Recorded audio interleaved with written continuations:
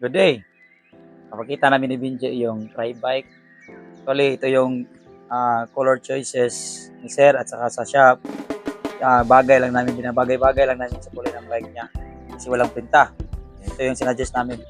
So, naka all black yung siding. Red, black, at saka white yung line sa gitna. So, actually, kita nyo na makapal kasi tri-bike yung ginagamit ni Sir. Na hindi tanggal yung manubela. So, meaning flight padded, naka-standalone, kita nyo yung bike bag. So, may wheel siya. Kahit saan siya mag-travel, easy lang, no? Magaan. So, ito yung sukat na ibang airlines is pasado, yung iba is ano lang, kunti sa add sa price pero sa flight nyo. Okay? So, ito, plastic indicator. Namin, Jay. Yan. Yung plastic indicator natin. Side natin is yan, may water bottle.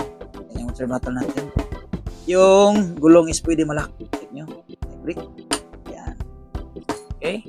So, gusto nyo pakita natin yung loob niya para may idea kayo. So, may protection siya. Ang concept ng bike bag is black and red saka white. Yan yung ano namin.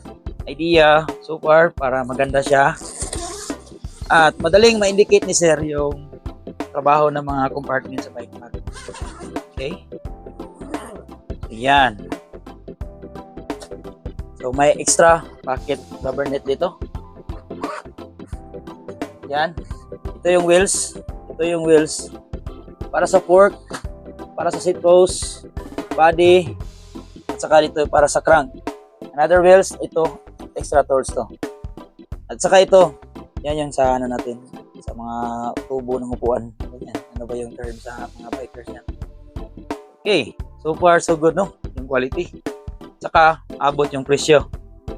Compare doon sa mga ibang leading brand na una. Pero yung quality, hindi pa huli.